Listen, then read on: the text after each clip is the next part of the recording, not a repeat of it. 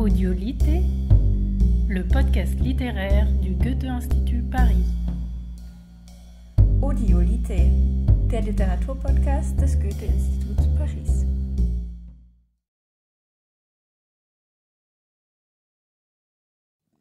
Soirée autour de Ingo Schulze, une personnalité, une voix toute particulière dans la littérature contemporaine allemande, par son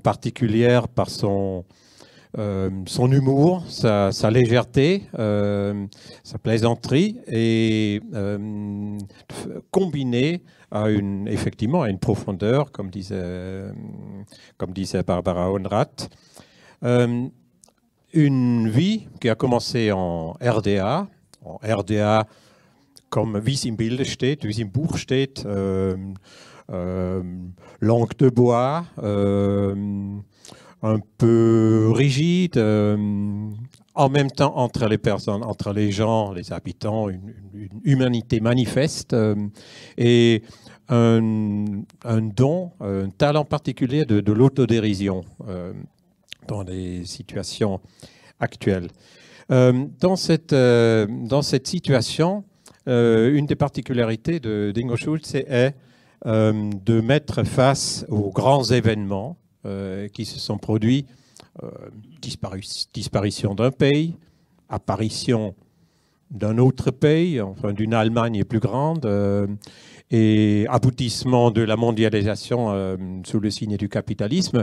Face à ces grands événements, Ingo Schulze aime mettre des gens, des petits gens, souvent dans leur vie, dans les conditions de vie qui a changé ou pas. Et également les petites formes.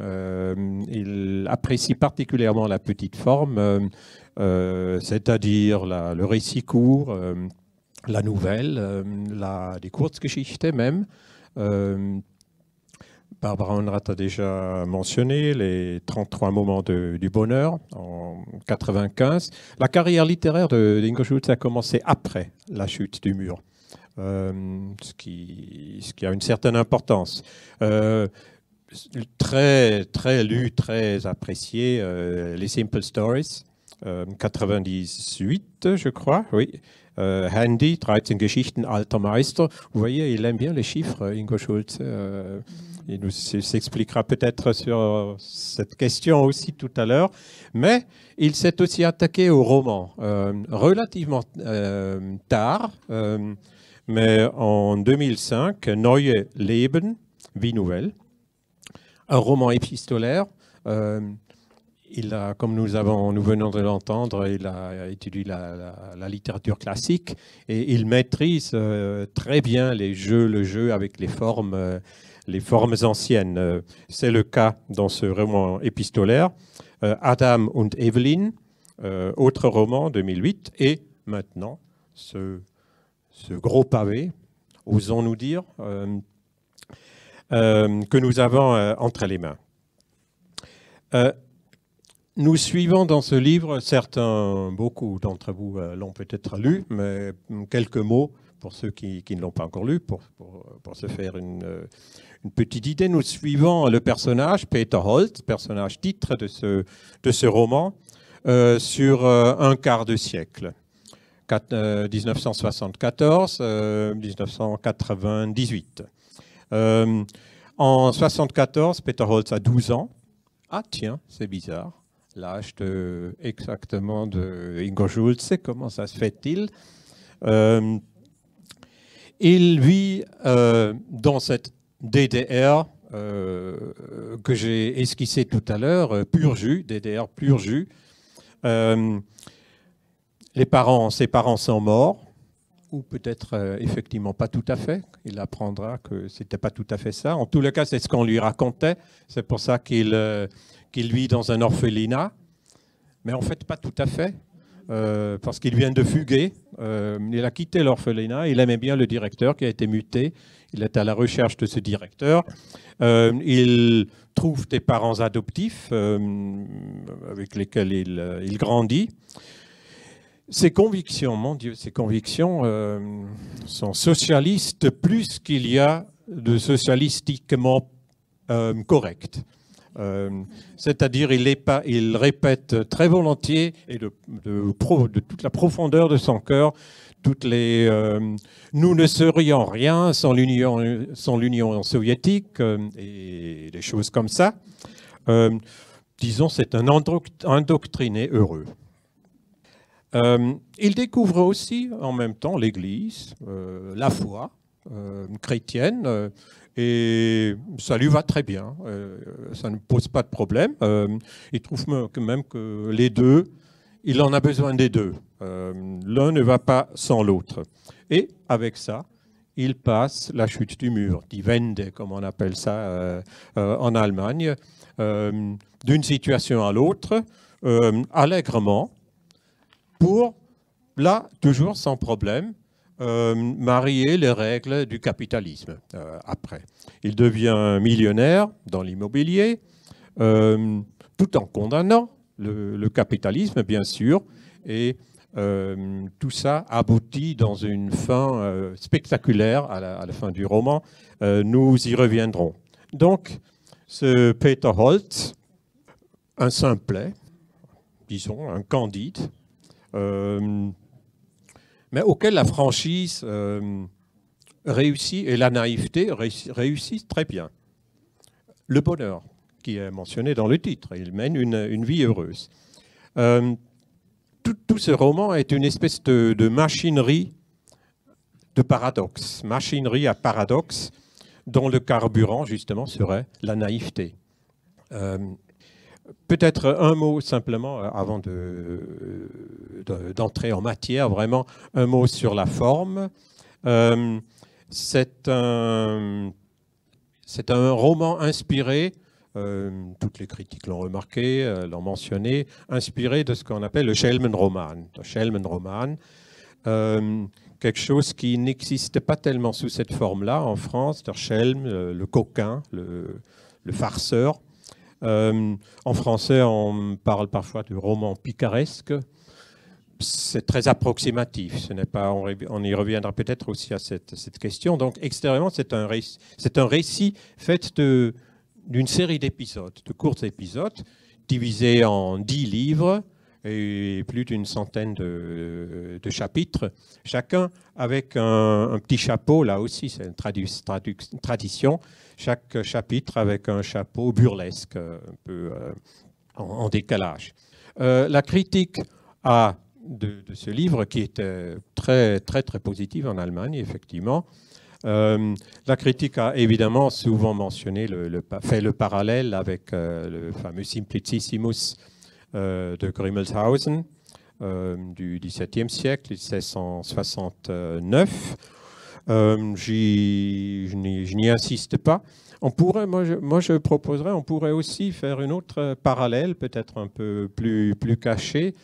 Moi, ça me fait penser aussi, ce Peter Holz, à un petit frère inversé et rigolo de Méphisto. Le Méphisto de Goethe, vous vous souvenez, ce Méphisto qui dit Ich bin der Geist, da steht das Böse will, das Böse will und steht das Gute schafft. Chez Holz, c'est un peu l'inverse. Il voudrait bien le bien, il veut faire le bien tout le temps, du matin au soir, et même pendant ses rêves. Et il ne crée pas le mal, quand même pas. Mais disons le douteux, parfois même le redoutable. Bon, mais voyons, faisons connaissance avec ce Peter Holz directement, entrant dans le premier chapitre de ce roman, de ce gros roman, et voyons comment il se présente lui-même. Parce que, vous avez bien vu, le sous-titre, c'est une autobiographie, il parle de lui-même. Premier chapitre, où Peter va au restaurant sans un pfennig en poche, en expliquant pourquoi il trouve cela juste. Réflexion sur le rôle de l'argent dans le socialisme. En ce samedi de juillet 1974, 8 jours avant mes 12 ans, j'ignore encore tout de mon bonheur. Assis à la terrasse d'une auberge près de Waldau, j'attends que quelqu'un convainque la serveuse de la justesse de mes arguments ou bien règle mon addition qui s'élève à 4 marks et 50 pfennigs. Je lui ai déjà expliqué à plusieurs reprises que je ne disposais d'aucun argent, ni dans les poches de mon pantalon, ni chez moi, au foyer d'enfants Kettekolwitz à Gradau sur l'Elbe. Mais enfin, ce n'est pas important, l'argent, dis-je en ajoutant aussitôt, tant que je suis un enfant, notre société doit s'occuper de moi, que ce soit au foyer ou pendant un voyage à la mer Baltique. Je propose à nouveau à la serveuse de me confier un travail correspondant à la valeur de ce que j'ai mangé, une portion de jambonneau accompagnée de pommes de terre, de choucroute et de moutarde, ainsi qu'un verre de limonade. Elle n'a qu'à me dire ce que je dois faire. Tout en ajoutant que je ne veux pas lui causer de problème pour avoir fait travailler un enfant. À l'évidence, elle ne devrait donc pas me facturer le repas. Pourquoi notre société devrait-elle me remettre d'abord l'argent, lui dis-je, si de toute façon cet argent aboutit tôt ou tard chez elle? Il aboutit où ça, l'argent? S'écrie la serveuse, haussant le ton à chaque mot prononcé. Dans la société, je lui réponds. Ça va pas la tête, dit la serveuse en se tapotant la tempe, tu débloques complètement. Elle saisit la grosse natte noire qui pend en travers de son décolleté pour l'expédier par-dessus son épaule. Tandis qu'elle s'éloigne, la natte se balance entre ses deux omoplates avant de s'immobiliser lorsqu'elle s'apprête à monter les 3 marches menant à la porte du restaurant.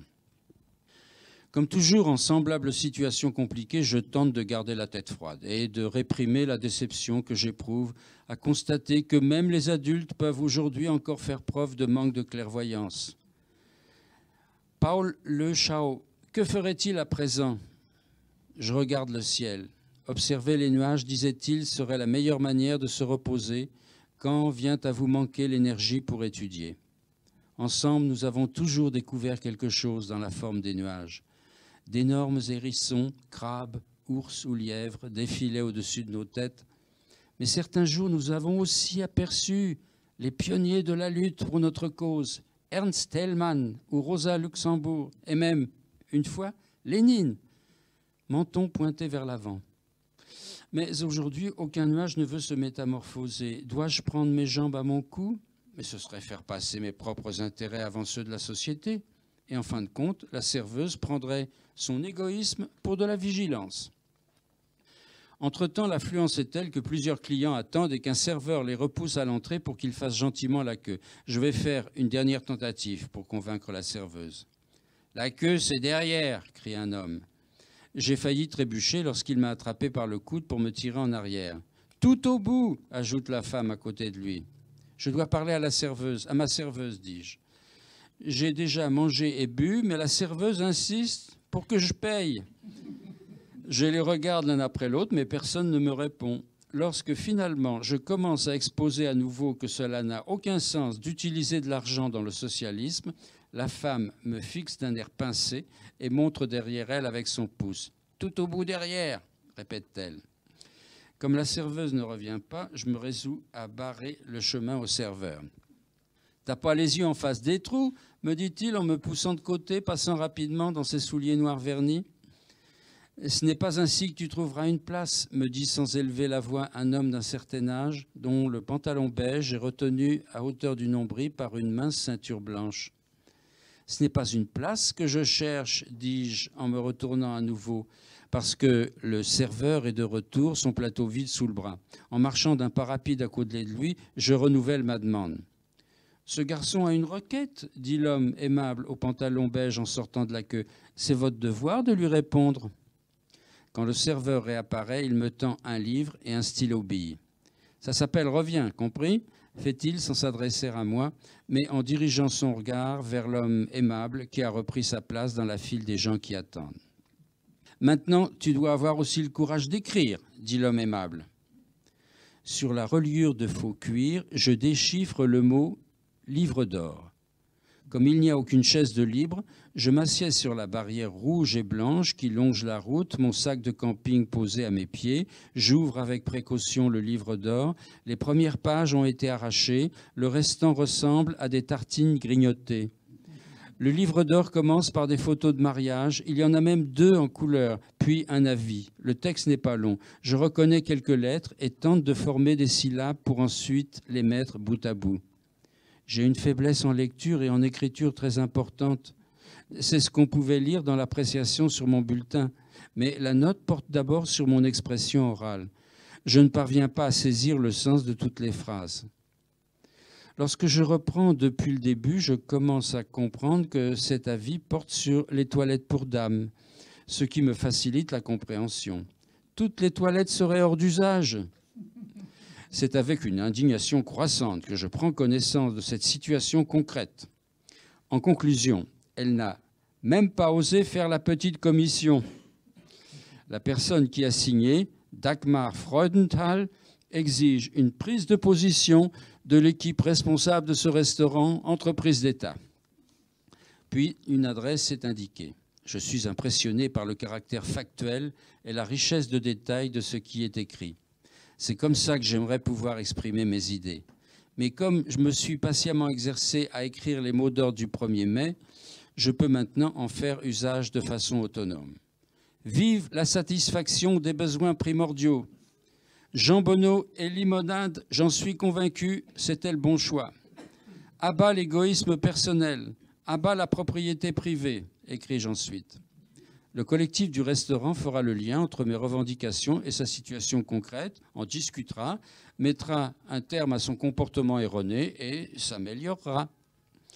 Je suis sur le point d'écrire mon adresse lorsque quelqu'un s'arrête devant moi. Une jeune serveuse me tend un verre rempli à ras-bord. « Une limonade au citron, dit-elle. C'est la maison qui régale. » Je veux lui demander ce que signifie cette expression, mais comme elle veille à ne pas lâcher le livre d'or pendant que je prends le verre, je bois d'un trait la limonade. « Prends ton temps, dit-elle, et n'écris pas du mal de nous. »« Nous devons tous apprendre, lui dis-je en lui redonnant le verre vide. Il ne faut jamais cesser d'apprendre. » Elle incline son regard vers le sol. Elle médite mes paroles plutôt que de donner une réponse hâtive. Je lui tends la main et laisse échapper le stylo-bille. Elle se baisse rapidement. « Merci, lui dis-je, en saisissant sa main droite et en la serrant fort. Puis, je complète l'adresse du foyer Kettekolwitz et je signe avec nom et prénom. Je remarque trop tard qu'il manque la formule de salutation. Entre l'adresse et la signature, j'insère avec toute ma considération socialiste. Et je referme le livre d'or, content d'avoir mené cette affaire à bonne fin. Je longe rapidement la file des gens qui attendent. Depuis tout à l'heure, ils n'ont pas avancé. Il n'y a que mon ami en pantalon beige que je ne retrouve pas. Sans aller jusqu'à dire que j'ai donné aux autres une leçon, j'ai en tout cas mieux utilisé mon temps qu'eux. Et c'est quelque chose comme cela qui doit leur passer par la tête en voyant l'orage qui se lève.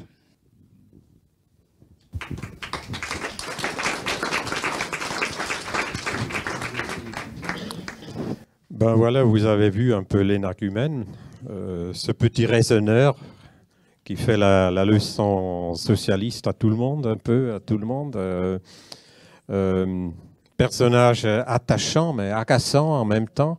Alors, première question, lors de l'écriture, est-ce que c'est pour vous, c'est un personnage qui est évolutif, qui vous surprenait parfois, comme les romanciers sont entraînés par leur propre personnage, ou est-ce que ça ressemblerait plutôt à une pièce sur l'échiquier, qu'on déplace sur l'échiquier du jeu sociopolitique de la situation, une espèce de pion amusant, certes, mais une construction, en fait, un personnage de construction. Bonsoir. Ich freue mich sehr, dass ich hier sein darf und habe eigentlich innerlich eine ganz lange Liste von Danksagungen und auch Begrüßungen von Freundinnen und Freunden hier im Publikum. Ich kappe das jetzt leider und will nur sagen, dass ich mich sehr bei Renate und Alain bedanken möchte, die jetzt schon das 6. Buch von mir veröffentlicht oder übersetzt haben, und bei Fayard, die eben auch das 6. Buch von mir in Frankreich herausbringen. Bonsoir, je suis très heureux d'être là et j'aurai toute une longue liste de remerciements que je voudrais vous épargner, que je capte, mais je voudrais malgré tout remercier surtout Renate et Alain qui traduisent mon 6e livre en français et je voudrais également remercier les éditions Fayard qui éditent mon 6e livre en français. Alles andere dann vielleicht später noch. Jetzt sollte ich auf die Frage antworten. Es hat sehr lange gebraucht, bis ich diese Figur gefunden habe. Und mir fällt gerade erst ein, dass eigentlich diese Figur viel mit Paris zu tun hat, weil ich fand bei Ilja Ehrenburg in seinem Schelmenroman, der in Paris beginnt, da sitzt jemand, ich weiß nicht mehr auf welchem Boulevard, im Café und hat einen Kaffee getrunken, kann ihn aber nicht bezahlen und wartet, dass jemand kommt, der ihn bezahlt. Et maintenant, je vais répondre à la question. En fait, j'ai mis assez longtemps pour trouver mon personnage.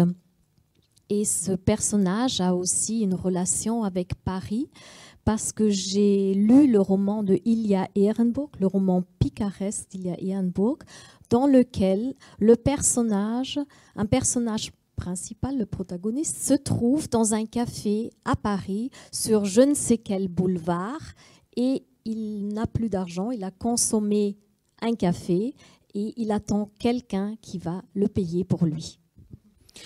Das habe ich mir genommen und in meine Zeit, in das Land gesetzt, in dem ich aufgewachsen bin und habe dann geschaut, was passiert. Und nachdem mir allmählich klar war, wie dieser Peter Holz auf die Welt schaut, das hat sich eigentlich innerhalb des ersten Kapitels dann schon herausgestellt, war es für mich auch sehr interessant, ihn immer ein Stück weiterzuschieben und zu sehen, was passiert.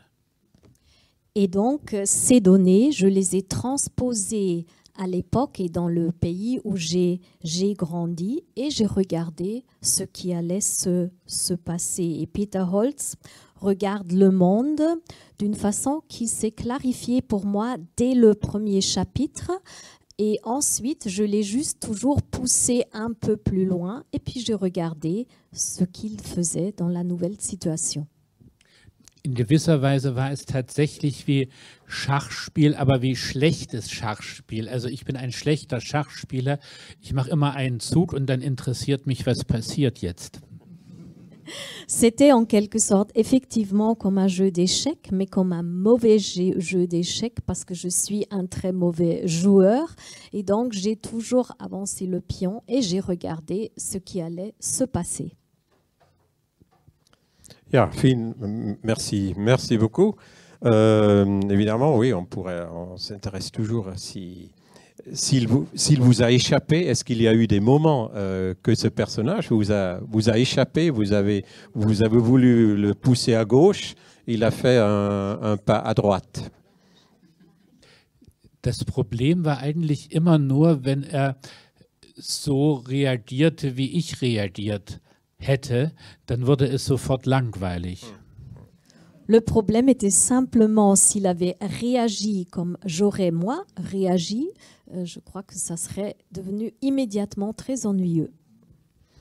Moi, je me posais de temps en temps une question en lisant ce livre. Je me disais, est-ce que ce petit bonhomme a une âme? Et je suis arrivé à la conclusion, oui, il y en a une. Et j'ai vu un petit signe, la preuve par le sèche-cheveux. Il a une faiblesse, ce petit.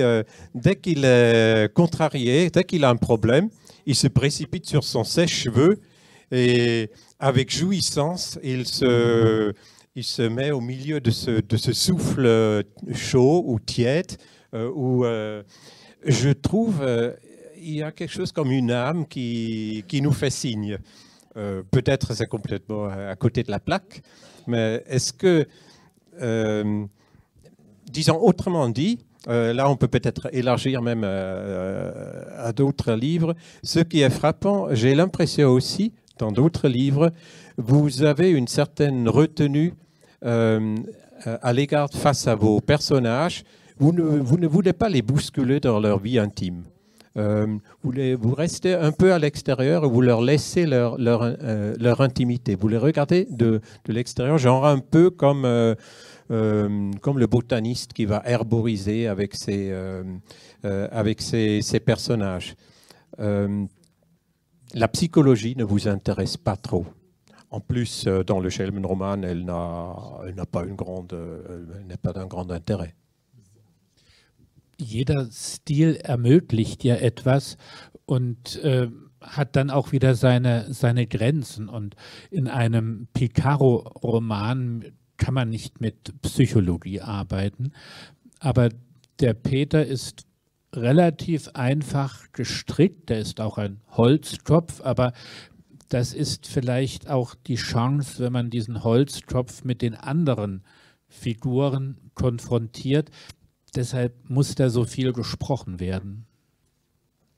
Donc, tous les styles ont inhérentes leurs possibilités, mais aussi leurs limites. Et dans le roman picaresque, évidemment, on ne peut pas travailler avec la psychologie. Peter Holz est un personnage assez simple, une tête de bois, comme dit son nom, et l'intérêt vient de la confrontation avec les autres personnages. C'est pourquoi il y a autant de dialogues dans le livre. Aber was ich damit gewonnen habe, oder mit diesem Picaro-Roman vielleicht gewonnen habe, ist, dass ich nicht, oder dass ihm nichts selbstverständlich ist. Also da, wo wir im Alltag Verabredungen haben, über die wir nicht mehr sprechen, ist er immer ganz grundsätzlich.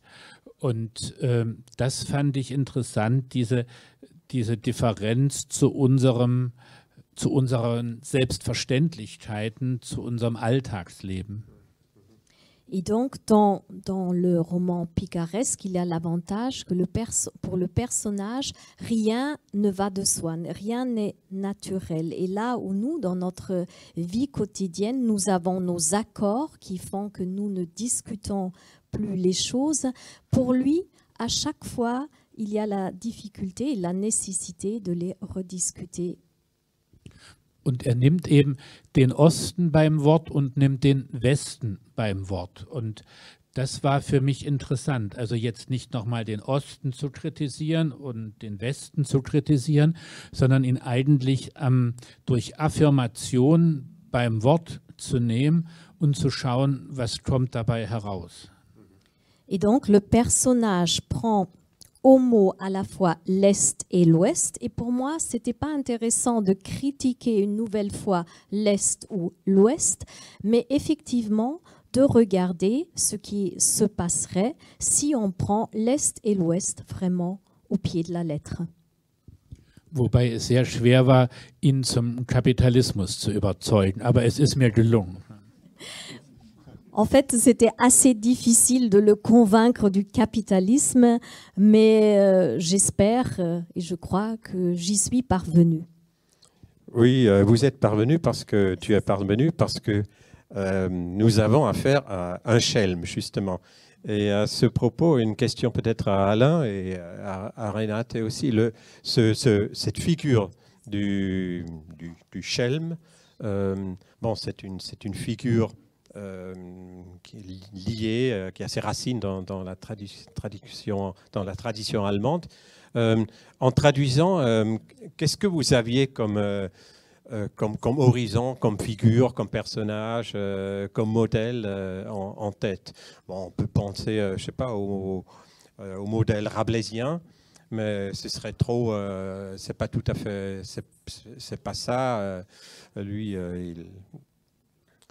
peut-être inconsciemment, mais en fait, on était dans la continuité de notre familiarité avec l'œuvre d'Ingo. Hein, c'est ça. Donc,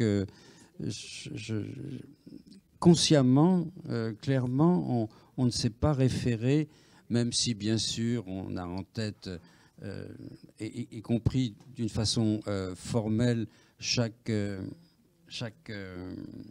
texte commence par ces quelques lignes où notre héros va, etc. etc. Voilà. Oui. Oui. C'est l'énigme du micro. Je suis sûr que Peter Holz est passé pas derrière nous. Bon, on va faire comme ça. Ce roman joue dans la période de la Wende. Enfin, entre autres, il va bien au-delà. Wende se tourne expression un peu évasive, un peu étrange. En Allemagne, Wende, expression pour chute du mur, donc réunification. J'aimerais m'arrêter un peu sur cette question-là. Comment vous percevez cette expression? Est-ce qu'elle dit bien ce qu'elle veut dire, cette expression allemande Wende? Parce qu'à cette expression s'accroche une série d'autres idées. On parlait de Wendehals, après ceux qui passent comme Holz, facilement d'un système à l'autre. Tout le monde attendait le Wende-Roman, le grand roman de la réunification allemande. Et on dirait que c'est une réponse un peu ironique aussi à cette attente-là. Voilà le Wende-Roman, à savoir une farce. Also aus meinem Mund werden Sie nie das Wort Wende in Bezug auf diesen Umbruch oder Weltenwechsel oder friedliche Revolution von 89-90 hören. Donc de ma bouche, vous n'entendrez jamais le mot Wende pour désigner ce changement de monde, cette révolution pacifique, pour désigner les événements de 89. Und es macht eben auch einen großen Unterschied, ob man gerade jetzt, da dieser Herbst 30 Jahre zurückliegt, ob man da vom Jubiläum des Mauerfalls spricht oder von der friedlichen Revolution. Et bien sûr, 30 ans après les événements, ça fait une énorme différence si on parle de la révolution pacifique ou de la chute du mur. Denn der Mauerfall war ein wichtiger Meilenstein unter vielen anderen.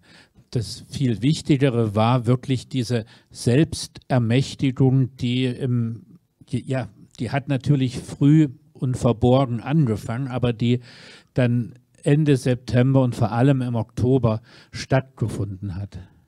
Et donc la chute du mur n'est qu'un événement parmi d'autres événements qui ont eu lieu à ce moment-là.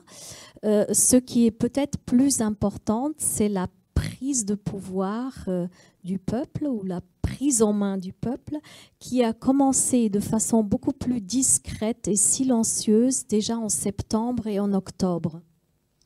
Und was mich interessiert hat, war eigentlich immer nur dieser Wechsel von Abhängigkeiten, dieser Wechsel von Freiheiten. Deshalb ist dieses 89-90 unter anderem so interessant, weil sich da beide Systeme ja sehr eng beieinander stehen und in die Augen schauen. Et donc, ce qui m'a surtout intéressé, c'était ce changement de dépendance et de liberté qui a lieu 89-90, exactement ce moment où les deux systèmes se regardent dans les yeux. Und ich würde mich auch freuen, wenn wir vielleicht, wenn wir unser Programm hier beendet haben, hier vorne, wenn Sie Fragen haben oder Bemerkungen haben, darüber würde ich mich sehr freuen, wenn wir vielleicht ins Gespräch kämen. Et donc, une fois qu'on aurait terminé notre conversation ici, je serais très heureux si vous aviez des questions et si nous pouvions, nous aussi, entrer en dialogue. Vielleicht noch ein Wort zu diesem Wende-Roman. Wenn man sich die Bücher anschaut, die unter dieser nicht so schönen Rubrik geführt werden, weil es ja immer schwierig ist, Literatur inhaltlich zu bestimmen. Aber wenn man das macht, dann wird man sehen, dass die meisten, die man dazu zählt, eigentlich immer irgendwann in der DDR aufhören und das Neue ausgespart bleibt. Sozusagen beim Happy End wird abgeblendet. Et donc, si on regarde d'un peu plus près tous ces romans qui sont maintenant désignés comme romans de la Wende-Romane, il est toujours très difficile de regarder la littérature d'un point de vue du contenu. Beaucoup de ces œuvres se terminent avec la fin de la RDA, comme si le film allait se terminer au moment du happy end. Par exemple, pour ceux qui ne l'ont pas lu, la nouvelle de Volker Braun, Die vier Werkzeugmacher. Je conseille de le lire. Bon, très bon conseil, notez ça. Oui, j'allais te poser la question, cette histoire de Wende. Là, on l'entendra toute ta bouche ou bouche cousue sur ce terme-là aussi, comme pour Ingo, ou ça te laisse apparemment complètement indifférent? Je partage effectivement le point de vue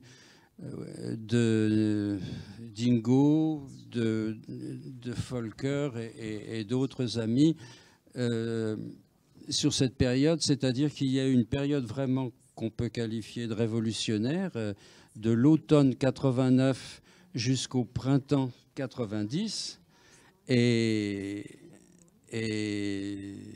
après, bon, alors, il y a des termes qui ont été utilisés, par exemple le Beitritt, hein, voilà. Donc, tout à fait d'accord sur ce point-là. Très bien. Justement, puisque nous parlons de cette période-là, nous sommes, mettons, même si effectivement c'est un processus sur une période plus longue, mais plongeons dans la situation où ça bascule, où notre héros passe pour la première fois de sa vie de l'autre côté du mur, en version originale. Vielleicht noch kurz zwei Sachen vorausgeschickt. Jener Joachim Lefebvre ist durch die Hilfe von Peter Holz zum neuen Ost-CDU-Vorsitzenden gewählt worden, was damals niemanden interessiert hat, aber später doch noch sehr wichtig wurde. Peut-être deux choses avant de commencer. Le personnage qui s'appelle Joachim Lefebvre a été élu président du CDU-Est, ce qui à l'époque n'intéressait encore personne. Peter Holz hat sich mehrfach darum bemüht, in die SED eintreten zu dürfen, also in die, kurz gesagt, kommunistische Partei Deutschlands, aber dort hat man ihn nicht genommen, nur die CDU hat ihn genommen. Et Peter Holz a aidé à cette élection de Joachim Lefebvre. Il avait lui-même essayé plusieurs fois d'entrer dans le SED, mais malheureusement, on ne l'a pas pris. C'est seulement la CDU qui a bien voulu de lui. Er hätte sie dann umbenannt in christlich-demokratische Kommunisten. Il aurait bien voulu changer le nom du parti en communiste chrétien démocrate.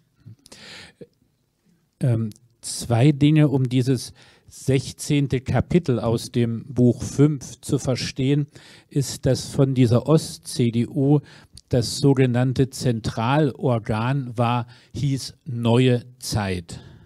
Et donc, pour comprendre le chapitre numéro 5, il est indispensable de savoir que le journal du parti CDU était Neue Zeit. Und Peter war schon Anfang September an der Grenze und hat die Grenzsoldaten aufgefordert, sie zu öffnen, damit sich die DDR-Bürger ein Bild vom Kapitalismus machen können und dann umso lieber bleiben und das ist nicht so gut für ihn ausgeschlagen, aber dadurch glaubt er dann ein paar Grenzsoldaten zu kennen. Et donc, Peter Holtz s'est déjà rendu à la frontière au mois de septembre pour convaincre les soldats de laisser passer les citoyens de la RDA à l'ouest pour qu'ils puissent se faire eux-mêmes une image de l'autre côté et de revenir volontiers et de leur plein gré. Et suite à cette tentative qui ne s'est pas si bien terminée pour lui, il avait l'impression d'avoir quand même quelques copains parmi ces soldats. 16. Kapitel, in dem Peter zu einer Exkursion durch Berlin-West aufbricht. Logisch begründete Ausführungen über den Wechselkurs der Mark Ost zur Mark West. Solidarität mit einem Opfer des kapitalistischen Systems. Nach der Wahl von Joachim Lefebvre zum Parteivorsitzenden der CDU ist ein wichtiges Etappenziel erreicht. Jetzt gilt es, im Otto-Nuschke-Haus aufzuräumen. Alles müssen wir gleichzeitig verändern. Schon allein die Finanzen sind ein Desaster und die festbestallten Funktionäre des Hauptvorstandes glauben immer noch, mit der Neuwahl sei für sie das Schlimmste überstanden. Am Montag, dem 20. November, hat Joachim Lefebvre seinen vorerst letzten Gerichtstermin als Rechtsanwalt, danach ist er freigestellt. Deshalb wähle ich diesen Tag für eine Exkursion nach Berlin-West, obwohl es nicht gerade das ist, wonach mir der Sinn steht. Ich kann nur schlecht von anderen verlangen, sich mit eigenen Augen ein Bild vom Kapitalismus zu machen und ich selbst drücke mich dann davor. Auf dem Volkspolizeikreisamt in Treptow erhalte ich gegen eine Gebühr den Stempel für die Ausreise in meinen Personalausweis. Wie jeden Morgen mache ich mir 2 Doppelschnitten mit Bierschinken. Außer meiner Trinkflasche packe ich nur Regenzeug in den Rucksack und fahre mit der S-Bahn in den Prenzlauer Berg. Ich will an der Bornholmer beginnen und von da aus im Halbkreis nach Südwesten gehen. Von den Grenzsoldaten, die ich im September kennengelernt habe, hat keiner Dienst. Ich muss nicht warten, ein Blick in meinen Personalausweis, ein Blick in meine Augen, ein freundliches Nicken und ich befinde mich bereits im Niemandsland. Ich wünschte, sie kontrollierten strenger. Wer weiß, was in diesen Tagen alles gewissenlos über die Grenze geschmuggelt wird. Ich nehme mir vor, gegenüber den westlichen Uniformierten selbstbewusst aufzutreten und nicht zu lächeln. Ich werde von anderen Touristen überholt. Bis zu den beiden Mercedes-Taxen sind es nur noch ein paar Schritte. Ich erwarte, gerufen und zurückbeordert zu werden. Ich bleibe stehen. Schließlich kehre ich um, aber auch das hilft mir nicht weiter. Weit und breit sehe ich niemanden, dem ich meinen Personalausweis zeigen könnte. Ich habe ihn noch in der Hand, als ich das erste Geschäft besichtige. Es bietet Zeitungen und Zeitschriften an, die Regale sind völlig überladen. Die Verkäuferin hat blassblonde Haare und ist gebräunt, als käme sie gerade von einem Strandurlaub. Ich frage nach der neuen Zeit. Ganz neu ist sie nicht mehr, sagt die Verkäuferin, zieht an ihrer Zigarette und deutet auf jene Zeitung im Riesenformat, die ich bereits vom Frühstückstisch der Lefebvres kenne. Mit der habe ich keine guten Erfahrungen gemacht, sage ich und korrigiere die Verkäuferin, die sich mir gegenüber auffallend freundlich verhält. Wahrscheinlich hat man sie geschult, um uns DDR-Bürger für sich einzunehmen. Während sie nach der neuen Zeit sucht, klemmt sie ihre Zigarette in die Kerbe eines durchsichtigen und ziemlich vollen Aschenbechers. Nicht nur, dass sie die neue Zeit nicht findet, sie gibt auch ehrlich zu, den Namen noch nie gehört zu haben. Meine zweite Testfrage gilt dem neuen Deutschland, das sie ebenfalls nicht führt, womit sich meine Erwartung bestätigt. Im selben Moment fällt mir eine farbige Aktfotografie ins Auge, die die gesamte Titelseite einer Zeitschrift füllt. Der Verkäuferin entgeht mein Blick nicht. »Möchten Sie mal reinschauen?« fragt sie und streckt schon die Hand danach aus. »Nein, danke«, sage ich schnell, »sowas haben wir auch.« »Wirklich?« Trotz ihrer Raucherei hat sie auffallend weiße Zähne. Ja, wer sich dafür interessiert, findet im Magazin auch Aktfotografie, allerdings künstlerisch hochwertige. Sie zieht an ihrer Zigarette, drückt sie aus und bläst den Rauch auf den Ladentisch. Ich danke der Verkäuferin und verabschiede mich. »Tschüss«, sagt sie, als käme ich hier täglich vorbei. Diese Freundlichkeit haben sie den Geschäftsleuten in Grenznähe erfolgreich eingetrichtert. Auch das hat man bei uns versäumt. Mir gefallen die Gemüseläden, die offensichtlich ausnahmslos von ausländischen Händlern betrieben werden. Es ist wirklich erstaunlich, mit welch breiter Angebotspalette sie zu dieser Jahreszeit noch aufwarten können. Wenigstens etwas Vorbereitung hätte meiner Exkursion gut getan. Mehrmals muss ich Passanten ansprechen, um nach dem Weg ins Zentrum zu fragen. Einmal gerate ich dabei sogar an welche von uns, die hier angeblich Freunde besuchen. Fast 2 Stunden brauche ich, bis ich das erste, historisch interessante Gebäude erreiche, ein kleines, U-förmiges Schloss, an dessen Besichtigung mich aber ein Stahlzaun hindert. Danach komme ich zu einem großen Platz, der von einem mehrspurigen Kreisverkehr mit Ampeln beherrscht wird. In der Mitte hat man auf einem pompösen Podest eine Säule errichtet, ein vergoldeter Engel bekrönt sie. Ich halte die ebenfalls goldglänzenden senkrechten Stäbe an der Säule für Zierat. Bei näherer Betrachtung erweisen sie sich jedoch als Kanonenrohre, vergoldete Kanonenrohre. Hoffentlich schauen sich das möglichst viele von unseren Leuten an. Danach erübrigt sich jedes Wort über preußischen Militarismus und den Umgang von Berlin-West mit diesem unseligen Erbe. Im Weitergehen entdecke ich am Ende der Straße unseren Schutzwall und dahinter das Brandenburger Tor. Augenblicklich erfüllt mich Heimweh. Ich finde es ziemlich sinnlos, hier herumzulaufen, wo ich niemanden kenne, zumal zu Hause genug Arbeit auf mich wartet. Ich brauche eine Weile, um das Gebiet des Tiergartens, wie sich der westliche Stadtpark nennt, zu durchqueren. Als ich auf dem breiten Mittelstreifen zwischen zweispurigen Fahrbahnen einige Sitzbänke sehe, entschließe ich mich zu einer Rast.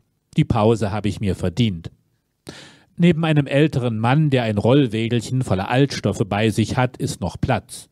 Den Rucksack auf den Knien beginne ich mit Appetit zu essen. Da mich mein Nachbar aus den Augenwinkeln beobachtet, ohne auf mein mehrmaliges Nicken zu reagieren, halte ich ihm die offene Brotkapsel hin. »Bitte«, sage ich. Er zögert. Auch ich würde nicht gleich etwas von Fremden annehmen, doch meine Beharrlichkeit wird belohnt.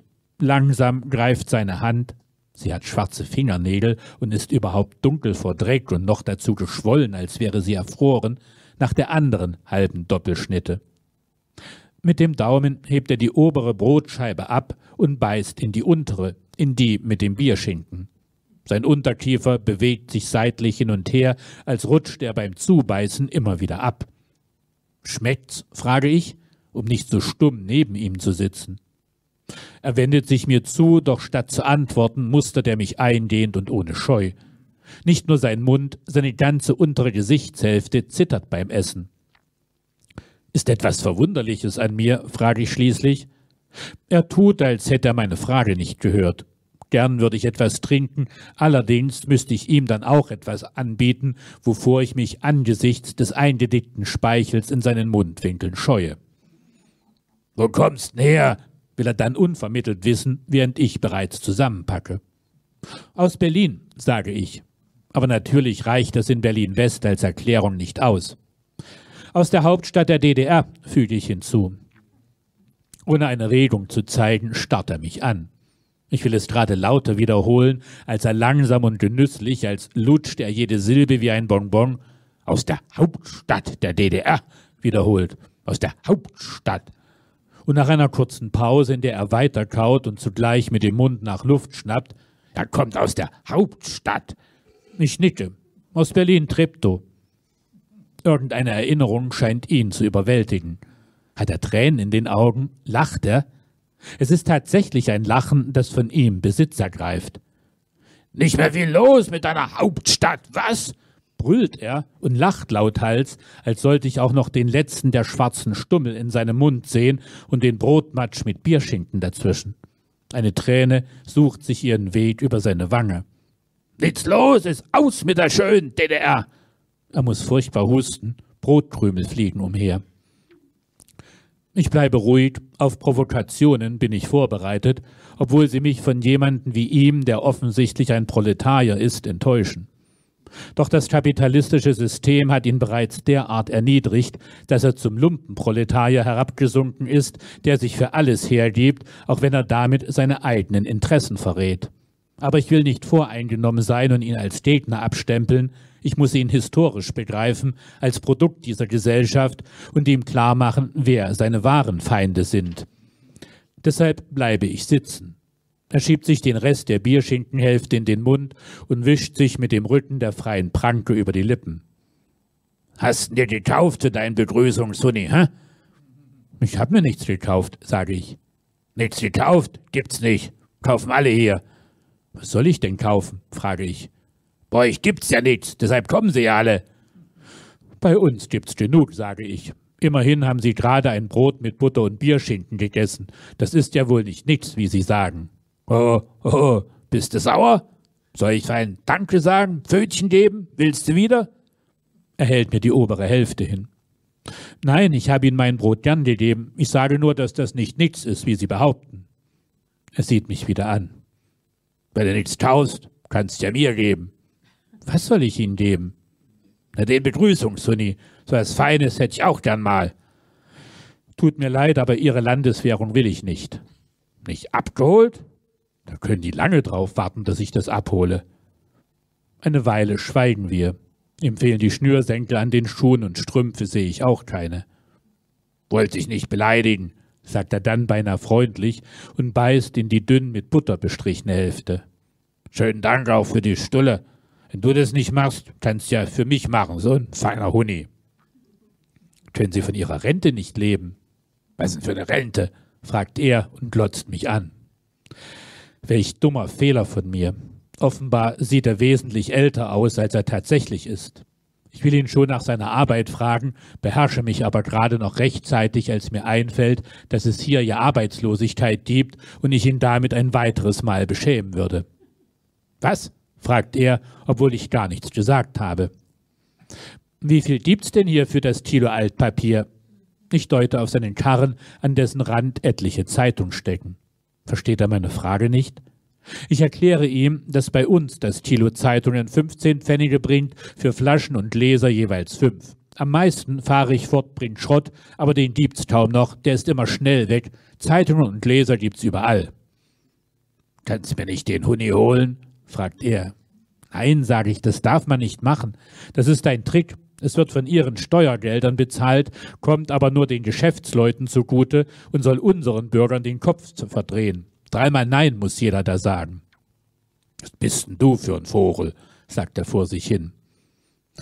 Meine Argumentation hat ihn nicht überzeugt. Die jahrzehntelange Kopfwäsche durch die Presse seines Landes hat ihm offenbar jeden klaren Gedanken ausgetrieben. Doch statt enttäuscht oder beleidigt zu sein, sollte ich einfach besser argumentieren. Ihm von unseren revolutionären Umgestaltungen zu erzählen, davon, dass wir die Macht, die uns auf dem Papier schon gehörte, uns jetzt tatsächlich nehmen, hieße, den zweiten Schritt vor dem ersten zu gehen. »Wissen Sie, was wir machen?«, sage ich. »Ich werde Ihnen jetzt 20 Mark schenken, 20 Mark der Deutschen Demokratischen Republik.« Ich hole mein Portemonnaie hervor, froh, so schnell eine überzeugende Lösung gefunden zu haben. Tatsächlich stecken noch 2 Zehner drin. Ich reiche sie ihm. »Soll ich denn damit?«, fragt er. »Damit können Sie in der DDR einkaufen gehen. Sie werden staunen, was Sie dafür alles bekommen. Auf diese Art und Weise lernen Sie ganz praktisch, dass es bei uns nicht nur nicht nichts gibt, sondern dass das, was Sie nichts nennen, ganz schön viel mehr ist als hier, wo 20 Mark Ihrer Landeswährung im Vergleich dazu nichts sind.« Er begreift immer noch nicht, obwohl ich mich doch in seiner Sprache klar ausgedrückt habe. »Bitte«, dränge ich ihn, »probieren Sie es. Ich garantiere Ihnen, für 20 Mark unserer Republik erhalten Sie 3-mal so viele Lebensmittel wie für denselben Betrag Ihrer Landeswährung.« Langsam streckt er seine Hand aus und greift nach den Zähnern. »Das ist klarer Zetkin«, erkläre ich, während er die Scheine betrachtet. Er reicht sie mir zurück, aber nun nehme ich sie nicht mehr. »Machen Sie sich keine Gedanken«, sage ich und winke ab. »Ich bin Maurer und verdiene mehr als genug.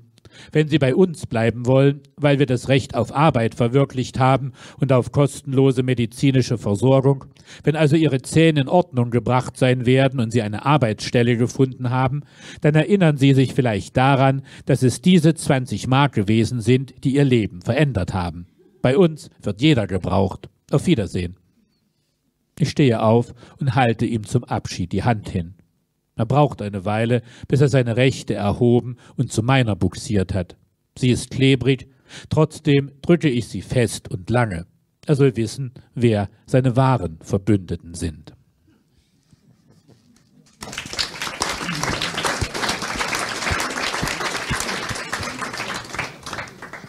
J'ai observé vos expressions en écoutant. Il y avait une espèce de fond de sourire avec de temps en temps des éclats de rire. C'est comique, mais en même temps, évidemment, ce comique, nous l'avons compris depuis le début, ce comique, il vient de quelque part, il a une perspective, il y a une pensée derrière, une pensée qui s'exprime chez toi, Ingo, aussi parfois directement dans des tribunes de journaux, des critiques, je disais tout à l'heure, critiquer aussi bien le système socialiste de l'époque que le système capitaliste aujourd'hui. C'est deux formes d'expression assez distinctes pour toi, ou est-ce qu'il y a des liens souterrains entre l'argumentation, plus ou moins, oui, par des arguments précisément, et le discours littéraire. Il y a vers la fin du livre, Peter dit à un moment donné, les discussions, ça n'apporte rien. C'est avant qu'il ne commette cet acte dont nous allons parler tout à l'heure pour terminer, cet acte spectaculaire de la fin du roman. Donc avant ça, il dit, les discussions, ça n'aboutit à rien. Comment il dit ça exactement, c'est le langage des actes qui est clair et net. Est-ce que le langage de la littérature peut être clair et net aussi? Juste avant que tu ne répondes, moi j'ai une petite idée. Il y a une scène que j'ai trouvée très, très amusante. Peter Holz écrit une lettre, un courrier de lecteur à cette Neue Zeit que nous avons vu tout à l'heure. Et à la fin, il va coller les timbres. Et il a le choix, enfin il colle le timbre de 20 pfennig avec le porte-drapeau des sans-culottes. Et là, d'un coup, il se dit « Oh là là, j'aurais dû parler dans mon courrier de lecteur de la Révolution française. J'ai omis ça. » Et puis, deuxième reproche, au lieu de mettre un timbre de 20 pfennig avec le porte-drapeau des sans-culottes, j'aurais dû mettre 4 timbres à 5 pfennig avec la prise de la Bastille. Comme ça, ils auraient tout de suite compris de quoi je veux parler. Est-ce que le langage littéraire est de cet ordre-là, dans sa clarté? Question un peu alambiquée, peut-être. Eigentlich ist es ja eine Frage auch nach der Wirkung von Literatur. Und wenn ich über Wirkung von Literatur versuche nachzudenken oder darüber auch was zu sagen, dann würde ich das eigentlich immer als Leser sagen, weil ich ja vor allem auch ein Leser bin. Donc, votre question est une question sur l'effet que peut avoir la littérature. Et si je réponds à cette question, je réponds toujours en tant que lecteur, car je suis aussi un lecteur très assidu. Und ohne das jetzt in irgendeiner Art und Weise metaphysisch zu machen, natürlich bin ich derjenige, der diesen Text schreibt, aber ich bin in dem, was ich schreibe, nicht frei, weil es hat ja eine eigene Logik und ich tue gut daran, dieser Logik zu folgen und werde dadurch in manchen Dingen eben auch selbst belehrt. Et donc, sans vouloir m'avancer sur un terrain métaphysique, quand j'écris, je ne suis pas libre. Je dois suivre une certaine logique, la logique propre de l'écriture, et en quelque sorte, des fois, je suis moi-même instruit par cette logique. Und für mich war es eine schöne Sache, die erste Auslandsreise von Peter Holz, dass ich ihn da nach Frankreich schicke. Et donc, pour moi, c'est une très belle chose de faire à Peter Holz son premier voyage à l'étranger en l'envoyant en France. Das wollte ich gerade sagen. Als ich daran arbeite, hat mich Nicole Barry, die so viel für die deutsche Literatur getan hat und tut, nach Aix-en-Provence eingeladen. Und da hatte ich natürlich einen doppelten Schauplatz. Et donc, au moment où j'étais en train de l'écrire, Nicole Barry, qui a tellement fait et fait toujours tant pour la littérature allemande en France, m'avait invité à Aix-en-Provence et j'avais comme ça un lieu doublement intéressant à décrire. Und zwei Sachen sind, oder ich beschränke mich jetzt nur auf die eine Sache, er geht dort in ein Haus hinein, in ein kleines Schloss, von dem er selbstverständlich annimmt, dass das ein Museum ist. Und wie sich herausstellt, ist es ein Privathaus. Er ist dann bis ins Schlafzimmer vorgedrungen.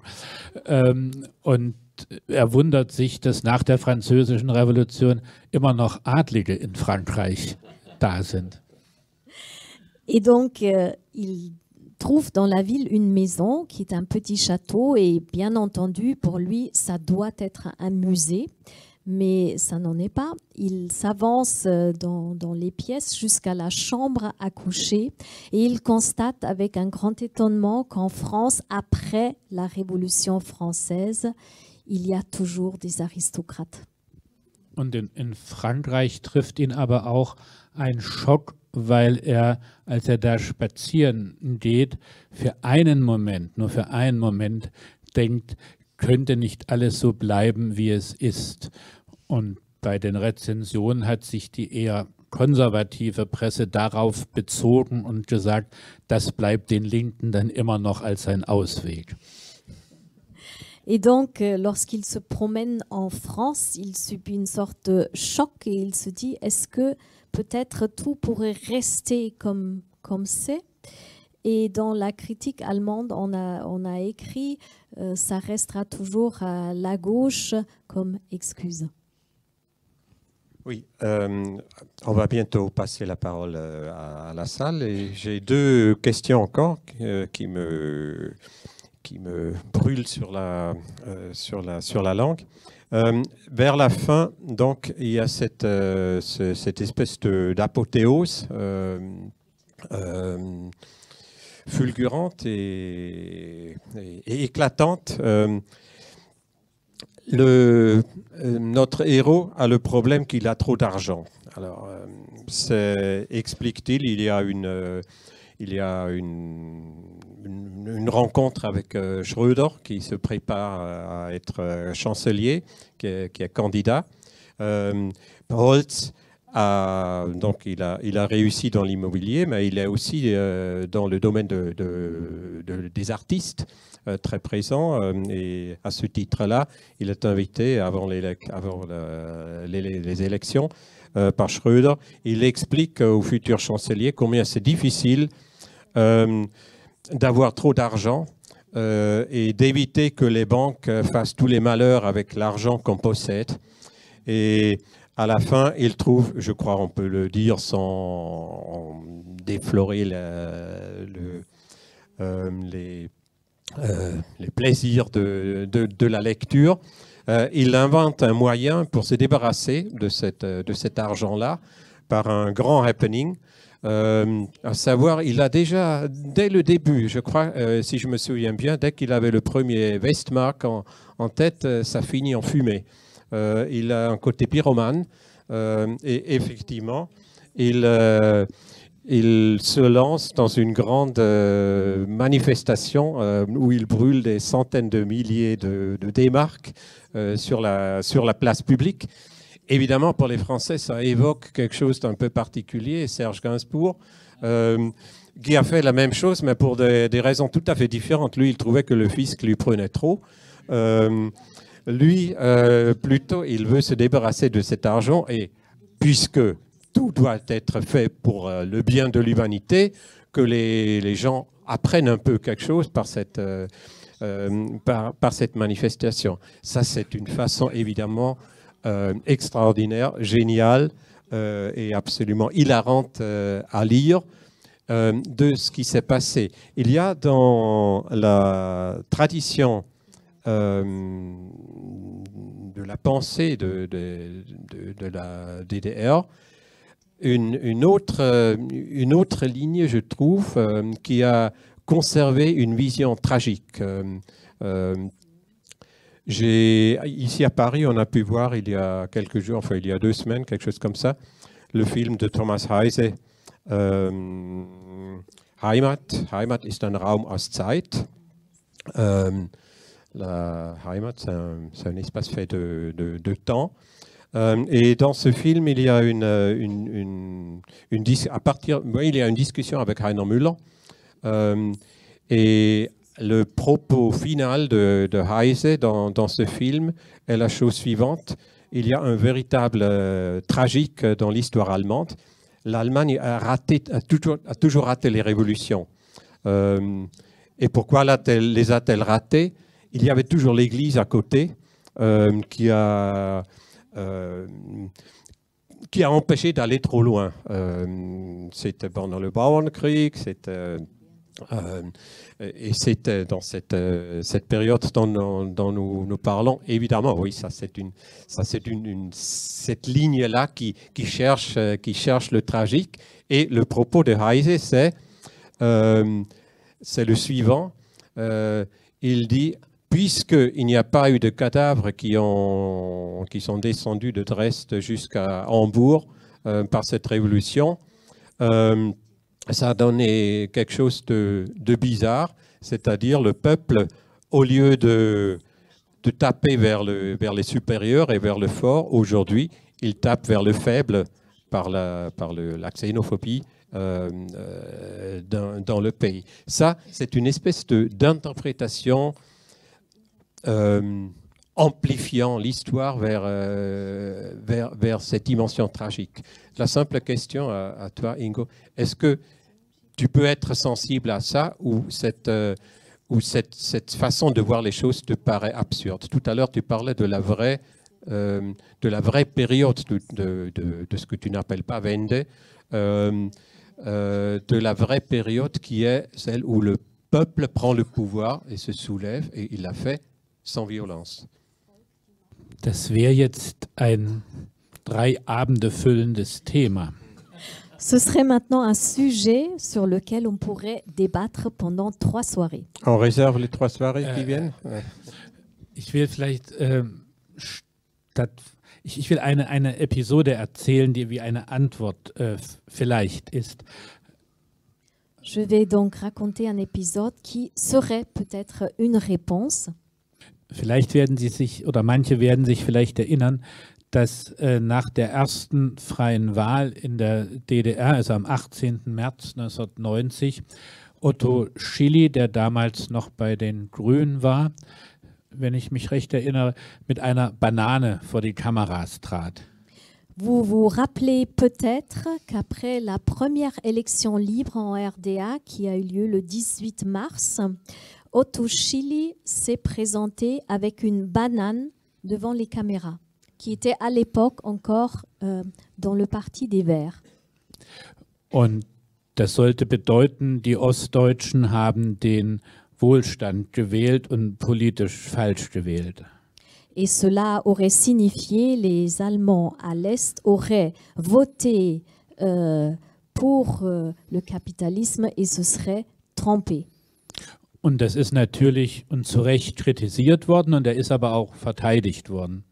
Et ça a été à la fois critiqué, mais en même temps, on l'a aussi défendu. Aber niemand, und ich muss mich da einbeziehen, hat damals eigentlich über die Banane nachgedacht. Mais personne à l'époque, et je fais partie de toutes ces personnes, personne n'a vraiment réfléchi à la banane. Also wir haben alle so getan, als würden die Bananen an Rhein und Mosel wachsen. On a tous prétendu que ces bananes poussent au bord du Rhin et de la Moselle. Und insofern kann man natürlich wir wollen leben wie im Westen, bedeutet natürlich, wir wollen denselben Anspruch haben auf den Süden wie unsere Brüder und Schwestern im Westen. Et donc, si on dit nous voulons vivre comme les gens à l'ouest, cela veut dire que nous avons les mêmes droits au sud que nos frères à l'ouest. Und deshalb finde ich das so wichtig, und sie ist ja heute auch hier, Bénédicte Savard, weil sie versucht, dass man sagt, wir müssen da was völlig umdrehen. Wir müssen sehen, was können wir zurückgeben. Und das ist ja eigentlich ein Paradigmenwechsel auch, zu sagen, wo liegt unsere Verantwortung für das, was in dieser Welt passiert, einfach durch unseren gelebten way of life. Ja. Et donc aujourd'hui où on s'en trouve à un moment de changement de paradigme, il faut s'interroger à quel point nous sommes responsables simplement par notre mode de vie des choses qui se passent dans le monde. Und vielleicht noch eins, ich bin sehr, sehr froh, dass das eine friedliche Revolution gewesen ist. Et peut-être encore une dernière chose, je suis très heureux que cette révolution était une révolution pacifique.